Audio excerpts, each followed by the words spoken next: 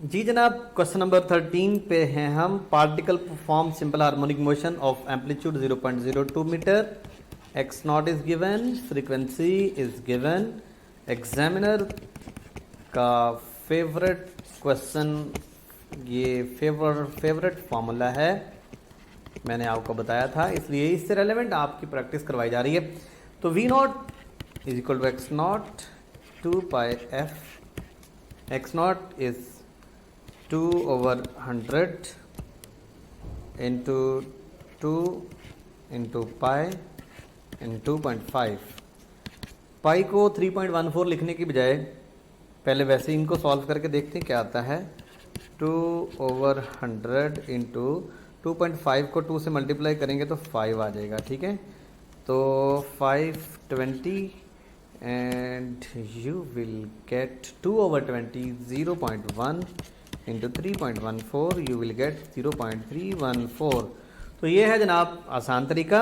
अगर आप में से किसी स्टूडेंट ने इसको ऐसे सॉल्व किया था तो उसको फ़र्क पता चलेगा कि अगर आपने पहले इसको ऐसे सॉल्व किया, एक्स नॉट की वैल्यू है 2/100 इंटू 2 पाई की वैल्यू है 2 इंटू 3.14, तो आ जाएगा 6.28 और फ्रीक्वेंसी आएगी 2.5। अब मुश्किल है, अब आप 2.5 को 6.28 से मल्टीप्लाई करेंगे, फिर इस तरह से, या तो फिर इनको इस तरह से मल्टीप्लाई कर दो। तो ये जब आपको मैथमेटिकल कैलकुलेशन मुश्किल लगना शुरू हो तो सोचा करें कि पहले हम इनको सॉल्व करें तो कितना आसानी से सॉल्व हो जाएगा, क्योंकि 2.5 का डबल 5 आ जाता है और 5 का कोई ना कोई ताल्लुक बन जाता है 100 के साथ। Question number 14, time period of simple pendulum is okay, length is increased by 4 times. अगर ये 4 टाइम होगी तो ये डबल होगा, तो ऑलरेडी 2 है तो 2 का डबल 4। नेक्स्ट,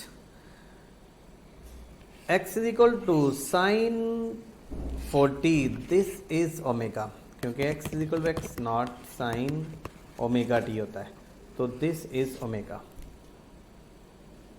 ठीक है, the particle oscillate with period यानी t फाइंड आउट करना है, तो omega is equal to 4, 2 pi by t is equal to 4, t is equal to 2 pi by 4, answer is pi by 2।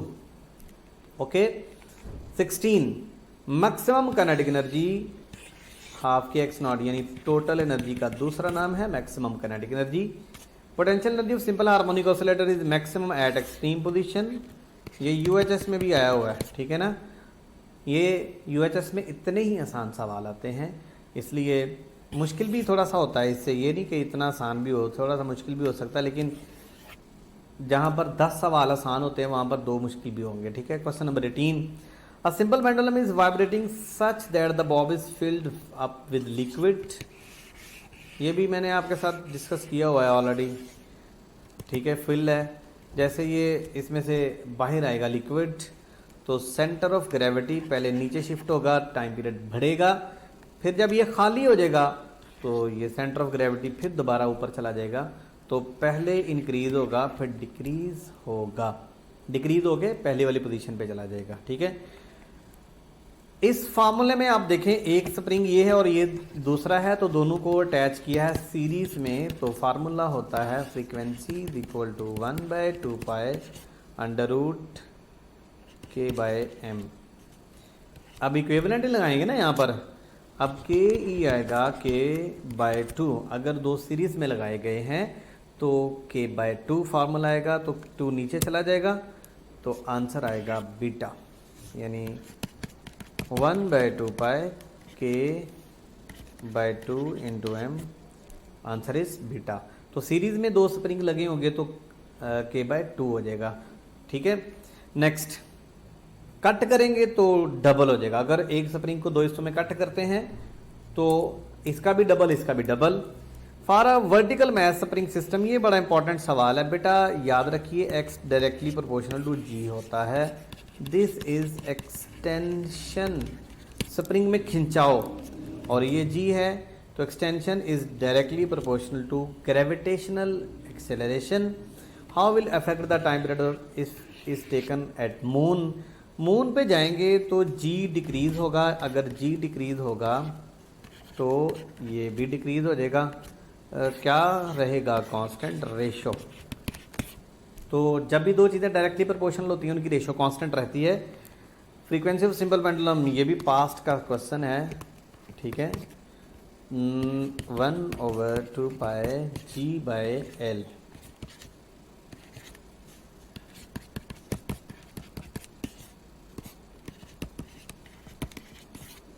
तो 1/2 पाई 4 भाई, ठीक है। यानी जी की वैल्यू 9.8 पुट कर दें।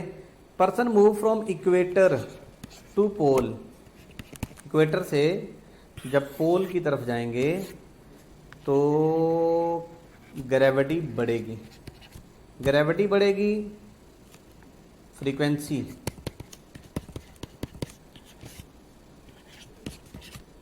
जी बढ़ेगा, फ्रीक्वेंसी बढ़ेगी, ठीक है।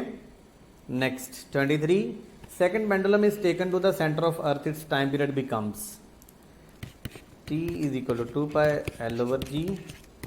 सेकेंड पेंडुलम का मतलब यही होता है ना, टाइम उसका जमीन अर्थ की सरफेस पे टाइम 2 सेकंड है। अब कई स्टूडेंट कहते हैं सर उसका रहना ही 2 सेकंड है, नहीं, जब उसको सेंटर ऑफ ग्रेविटी पे ले गए वहां जी 0 हो गया, something over g is equal to infinity. 24, what which of the following is an example of mechanical resonance. ये इलेक्ट्रिकल रेजोनेंस है, ये भी ठीक हो गया। 25, particle is moving on a circle with uniform speed. अब पार्टिकल की मोशन सर्कुलर मोशन है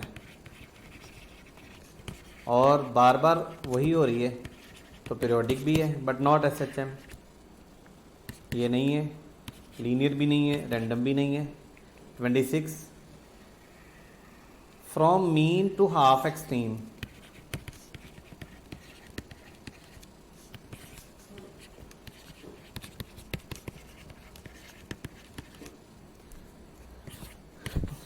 थर्टी डिग्री आएगा, 5/6।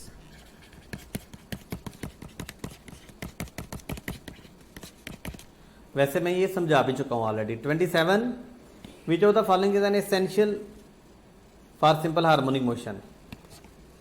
ज़रूरी क्या है? रिस्टोरिंग फोर्स ज़रूरी है, इनर्शिया, ये दोनों ज़रूरी हैं। तो फिर जिसमें ये दोनों ऑप्शन मौजूद होंगी वो ऑप्शन करेक्ट होगी। Question 28, kinetic energy becomes twice. सवाल नहीं पैदा होता। टोटल एनर्जी से कम रहनी है, उससे ज़्यादा नहीं हो सकती, नॉट पॉसिबल। 29, पीरियड गिवन है 20 सेकेंड।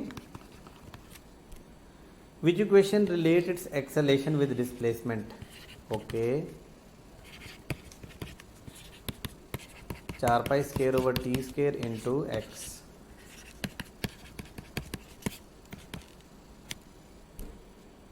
ट्वेंटी, ठीक है,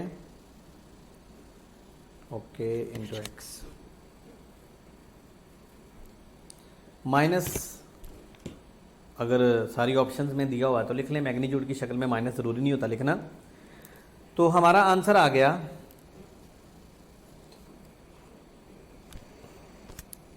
ए इज इक्वल टू, ये ज़्यादा आसानी से मैं लिख देता हूँ, वैसे उससे भी यही आएगा, omega square X A is equal to minus omega होता है 2 pi by T whole square into X minus